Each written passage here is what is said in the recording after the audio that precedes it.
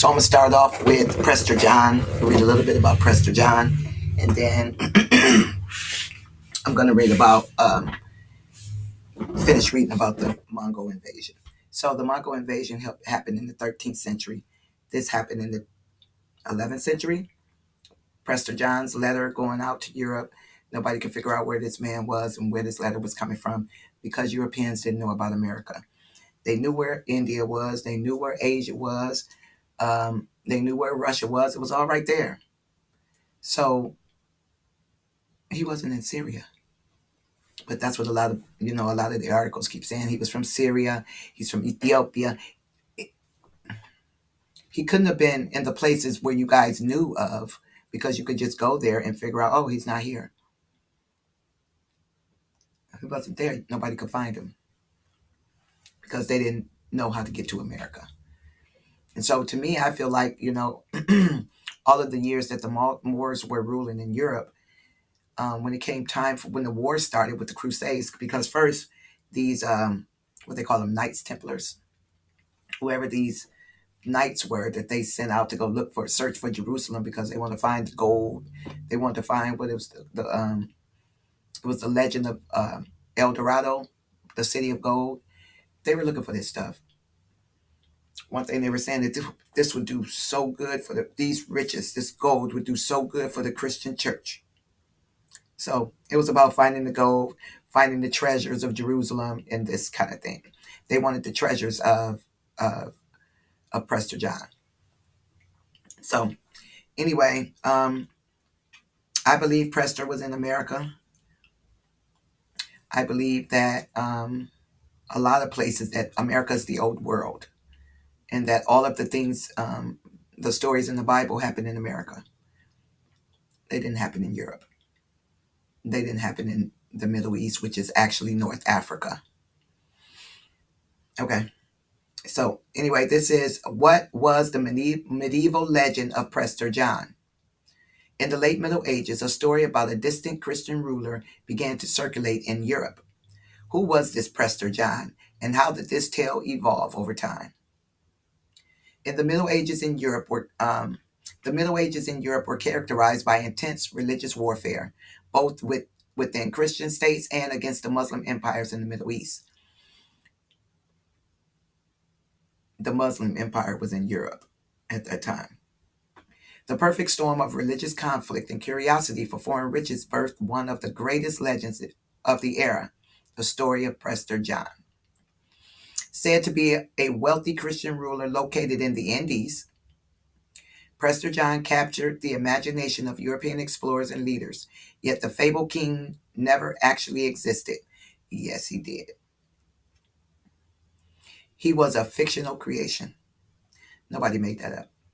And it's proof in the annals, in the history of the Mongol Empire. Prester John is in there because Genghis Khan wanted Prester John's daughter. And when Prester John wouldn't give her to him, they fought. And that's how Prester John died. Okay. The legend of Prester John originated during the 12th century. German Catholic Bishop Otto of Freising's Chronica de Dabas, so it was his chronicle, Civitabus, sorry, the oldest surviving documentary source for the story. In this document, which was compiled around 1145, Bishop Otto claimed to have heard from a Syrian counterpart about the Christian monarch to the east of the Byzantine Empire. However, after the publication of the Chronica, mentions of Prester John fade from the documentary record. So they stopped writing down that he even existed. Everything would change during the 1160s when a letter supposedly written by the mysterious king surfaced in Europe. The letter went into great detail describing Prester John's kingdom. Despite claims of modesty, the ruler appeared to brag about his lands and riches, claiming to lead the wealthiest kingdom on earth. In Prester John's lands, no poverty or violent crimes existed. Sexual impropriety was unheard of. The kingdom was also home to dizzying arrays of animals, from elephants and lions to fantastical cyclops. Thought that was a fairy tale, huh? For all intents and purposes, Prester John ruled humanity's perfect society.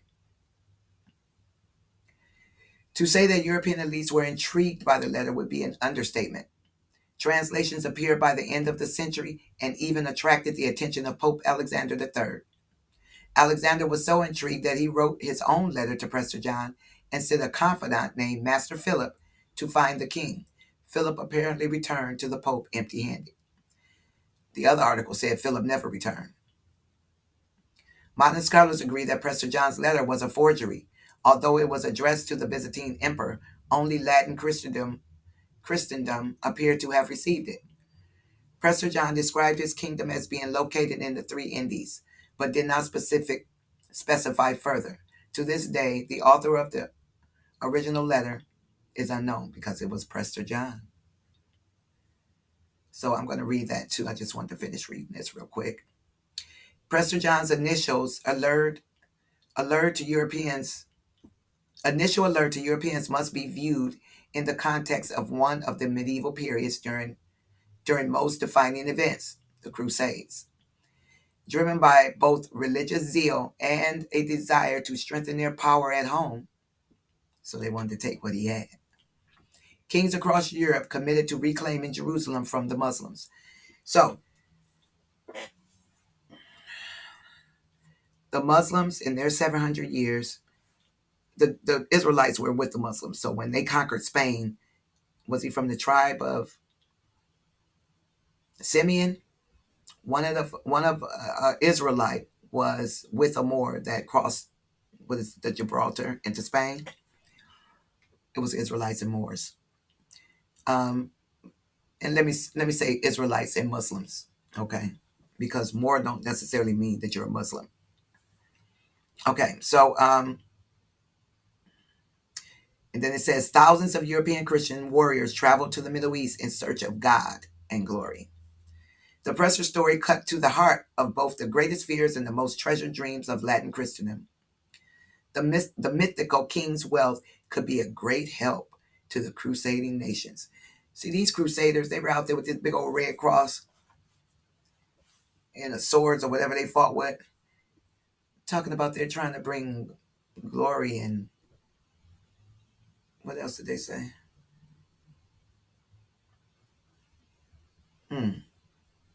Oh, the mythical king's wealth could be a great help to the crusading nations. The crusaders were still in all that. They were getting rich.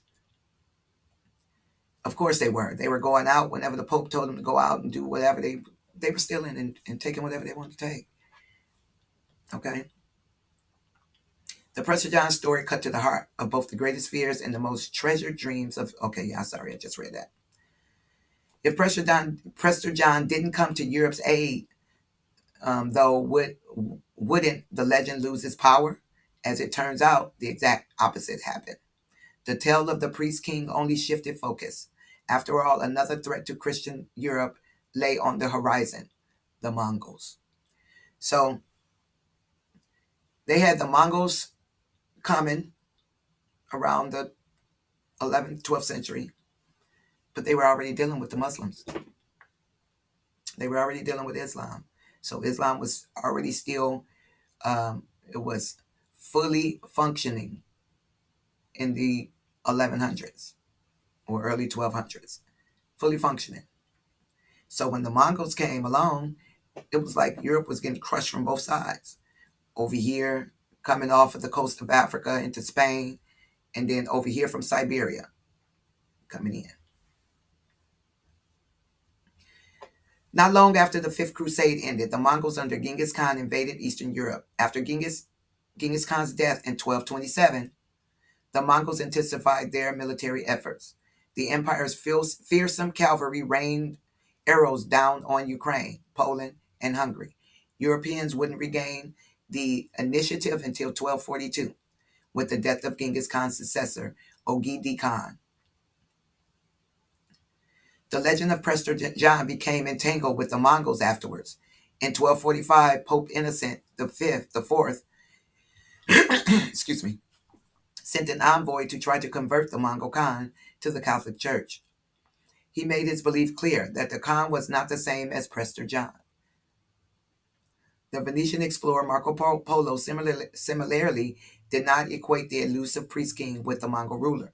Polo went a step further, however, by stating his belief that Prester John had existed but had fallen to the Mongol conquest of Central Asia. Travel, travel narratives started to downplay the significance of the legend. Okay. Yet the tale still did not die. Europeans had given up on locating Prester John in Asia, but other lands remained largely unexplored. The 13th and 14th centuries would change the legend's trajectory once again, this time to Africa. So he went from being in Syria to being somewhere in Asia to now being in Africa. Prester moves to Ethiopia. Part of the reason that the story of Prester John was so enduring was because of medi- medi- medieval Europe's imperfect understanding of geography. Medieval Europe's imperfect understanding of geography. They had no idea. They didn't know anything much outside of Europe.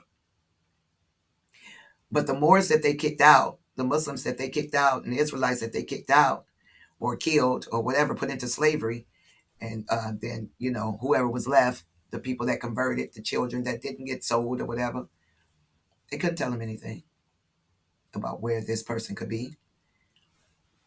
So it took them a long time to figure out. And since they couldn't find them, they just said, it's just a myth. We like playing around. And they wrote, so many people wrote books, so many books about this Prester that's not supposed to be real. Nobody can make up a story that's that captivating, that gets inside of you and you know that it's real. That is not made up. That's what I say about the movies. When you watch those movies and you really, really like, you think that was that was a good movie. That's because it connected with you in a way you don't understand. A lot of the movies, they tell the truth in the movies and just call it a fairy tale. hmm And then our actual history is the actual fairy tale. Part of the reason the story of Prester John was so enduring was because of medieval Europe's imperfect understanding of geography. Medieval cartographers often had not personally traveled to the places they depicted in their maps. So they were using other people's maps to make their maps, apparently. The Indies was actually an incredibly nebulous term. It could describe a number of places east of Latin Europe, from India and Central Asia to Africa. This imprecise geographical knowledge allowed for the Prester John legend to change over time and thrive in different places. By the 14th century, Prester John's kingdom had changed locations to Ethiopia. Europeans had become aware of Ethiopia's status as an isolated Christian empire, surrounded by pagans and Muslims. New versions of the original letter circulated, emphasizing the priest king's African identity. The idea of Ethiopia as the homeland of Prester John was only fortified by the Portuguese voyages of the 15th and 16th century. Had Prester John finally been found? The idea that Prester John's kingdom lay in Ethiopia proved to be the most enduring version of the legend. Even in the 14th century, European religious leaders drew links between the emperor of Ethiopia and the fabled king. New interpretations of the birth of Jesus cast one of the Magi as having come to Ethiopia. During the 15th century, Ethiopian pilgrims made the journey overland and sea to Rome, seeking relics and aid. The sight of foreign believers practicing rites so different from their own wasn't lost on ordinary Romans. Despite Europeans' insistence that they had finally located Prester John and his subjects, the Ethiopians did not corroborate their counterparts' suspicions. Relations between Roman Catholics and Ethiopian Christianity would deteriorate in late 16th century. The Jesuit order's failed attempt to convert Ethiopia to Catholicism produced civil war in Africa, leading Ethiopia's emperor to ban foreign missionaries after 1636. Prester John had not been found at all. It was 500 years later. Prester John dead now. And I'm sure the land that he talked about don't still look the same after 500 years. I'm sure those same animals aren't there, or whatever he was talking about. Cyclops, like you see in Percy Jackson. By the end of the 17th century, the legend of Prester John had started to lose its appeal in Europe. European rulers and intellectuals started to question whether the king existed. Writing in 1684, the German scholar Hob Ludolf dismissed the idea that Ethiopia was Prester John's kingdom. His close contact and friend, the Ethiopian Abba Gorgoyas, probably only lent credence to this belief. All right, so we know that they didn't know where Prester John was, and they wanted to know where he was. They wanted to find him. They wanted to find Jerusalem. They knew that the Muslims had Jerusalem because the Muslims and the Israelites were together. And so they wanted to take Jerusalem from the Muslims. The Muslims also had Egypt, right? And somehow the French ended up with it because I believe there was some French Moors, there was some Portuguese Moors, there was some Italian Moors, there was some Spanish Moors. So um, when the French got Egypt supposedly, and Louisiana, they were supposedly in the same place at the same time. Like I said, 1801 and 1803. It takes a long time, supposedly, according to them, to ride the boat from one place to the other. And you can't get on a boat and come straight from Africa to the United States. You can make it to South America and then work your way up. But you can't come straight from Africa to here. That's not how the waters work then. Don't ask me what's going on now. I heard that that our current currents are not even moving the way they used to. But I don't know. That could be a lie too. We got so many of them. Okay. Um, okay. The legend of Prester John became entangled with the Mongols afterwards. All right. So let me read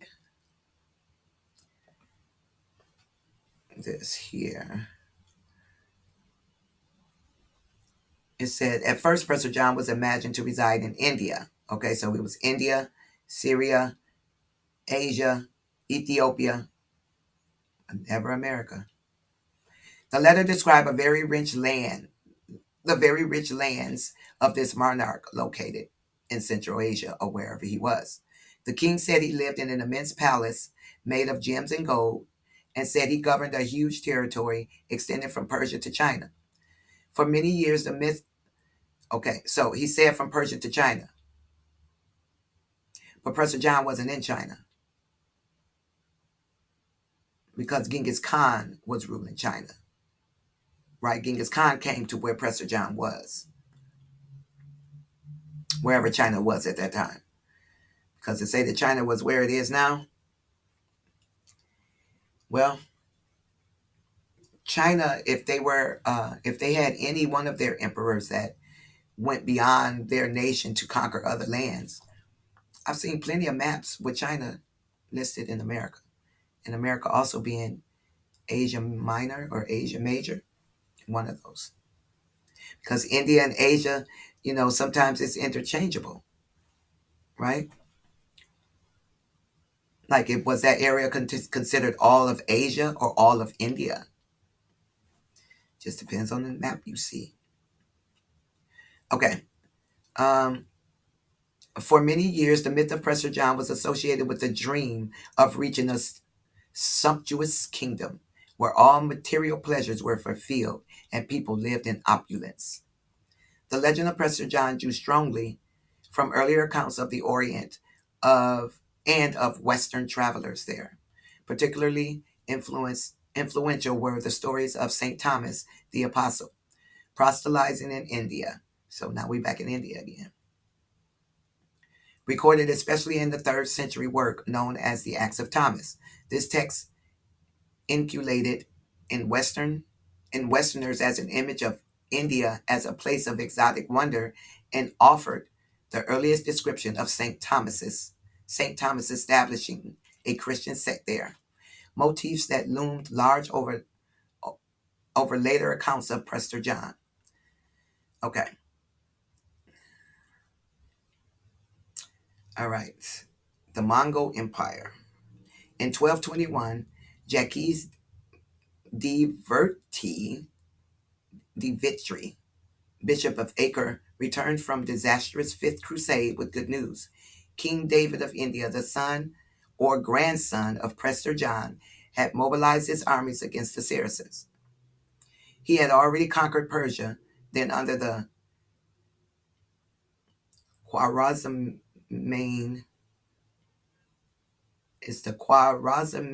Empire's control. He was moving on toward Baghdad as well. This descendant of the great king who had defeated the Seljuks, this is a group of Muslims, the Seljuks, I think that's an I in there, Seljuks. All right, in 1141, planned to reconquer and rebuild Jerusalem. Okay, so at some point, people knew where Jerusalem was. And I do believe that the leaders of this country know where Jerusalem is. And they know it's not that little strip because Jerusalem is part of Judah. Israel was a totally different kingdom. So it was two different kingdoms with more than one state in each kingdom. It wasn't just one state holding all 12 tribes, their children, their grand. That's too many people. Mm-mm. That's not where they were. I don't know how everything got flipped up and turned around, but they are. And one day, we'll know. We will know. Controversial Soviet historian and ethnologist Lev Gremalev speculated that the much reduced Crusader kingdom of Jerusalem in the Levant resuscitated this legend in order to raise Christian hopes and to persuade European monarchs who had lost interest by that time in getting involved in costly crusades in a distant region that was far removed from their own state and affairs. The Bishop of Acre was correct in thinking that a great king had conquered Persia. However, King David, as it turned out, was the Tigris Mongol ruler, Genghis Khan. So, they're calling Genghis Khan King David. The Mongol Empire's rise gave Western Christians the opportunity to visit lands that they had never seen before, and they set out in large numbers along the empire's secure road, believed that a lost Nestorian kingdom existed in the east, or that the Crusaders states salvation depends on the alliance with the Eastern monarch, was one reason for the numerous Christian ambassador and missionaries sent to the Mongols. So they were trying to convert the Mongols. They wanted to be in alliance with the Mongols. And Genghis Khan said, I'm not Prester John. You're not going to convert me to Catholicism, basically. And then that name came back up. Prester John. So was he real? Was he a real person? The link between Prester John and Genghis Khan was elaborated upon at this time, as the Prester became identified with Genghis' foster father, Togrul, king of the Kirites, given the Jin title Ong Khan. Togrul, fairly truthful chronicler, chroniclers and explorers such as Marco Polo. Sorry, let me read that again. Given the Jin title Ong Khan. So I wonder what kind of Jin this is. The Jin dynasty. Oh, okay. The Jin dynasty, officially known as the Great Jin. It was an imperial dynasty of China and empire ruled by the Wanyan clan that existed between 1115 and 1234. It is also often called the Jurchen dynasty or the Jurchen Jin, after the ruling Jurchen people. Okay. All right, I was making sure that wasn't something else. The title Ong Khan Togrul, fairly truthful chroniclers and explorers such as they called Marco Polo a fairly truthful chronicler and explorer. Crusader historian John D. Joinville and the Franciscan voyager Odoric of Pordenone stripped Prester John of much of his otherworldly veneer, portraying him as a more realistic earthly monarch. Okay. Um, okay, it says that Orderic places John's land to the west of Cathay en route to Europe, and identifies its capital as Khasan. Variously, variously, Khan in his chronicle as a wise man who unites all the Tartar tribes and leads them to victory against the strongest enemy, Prester John. It's not a fairy tale. William Rubric says a certain Voot, lord of the Kirites and brother to the Nestorian King John, was defeated by the Mongols under Genghis Khan. Genghis Khan made off with Voot's daughter and married her to his son. Now, Genghis Khan's mother was kidnapped by Genghis Khan's father and raped, and then Genghis Khan was born. And that's how he got his wife. So you get your wife by going somewhere, you see somebody beautiful, and you just kidnap them and then rape them and make them your wife? I guess. I don't know. And I guess that was the story Genghis told. I mean, they told about Genghis that's how his father met his mother. He kidnapped her, and boom, Genghis. Um, it says that Genghis Khan made off with Voot's daughter and married her to his son, and their union produced Monkik. The Khan at the time, William wrote, according to Marco Polo's travels, the war between Prester and Ghengis started when Genghis Khan, new ruler of the rebellious Tartars. So when people talk about the Tartarian, well, this was Tartaria, Tartaria. Um, they changed whoever is ruling changed the map to display what the name of their kingdom is. So if it was the Chinese, and some parts of America gonna say it was China. If it was Tartar, some parts of America, there's old maps where Tartar is all over Europe and some parts over here. That was when Genghis Khan was ruling. They make the maps fit their kingdoms. Okay. Rebellious Tartars asked for the hand of Prester John's daughter in marriage. Angered that this lowly vassal would make such a request, Prester John denied him in no uncertain terms. In the war that followed, Genghis Khan triumphed and Prester John perished. So they got into a war because Prester John wouldn't give Genghis Khan his daughter. Well, Genghis is saying, well, at least I ain't steal her. I didn't kidnap her like, that's our custom. I could have just did that. So that's what happened to Prester John. Genghis Khan found him and wanted his beautiful daughter, apparently. And Prester John was not having it, but apparently he must have got her anyway because he killed Prester. All right. And then I'm going to read the Mongol invasion of America. Okay. Next. Thank you for watching. Please like, share, and subscribe, and watch the next video. Have a good day.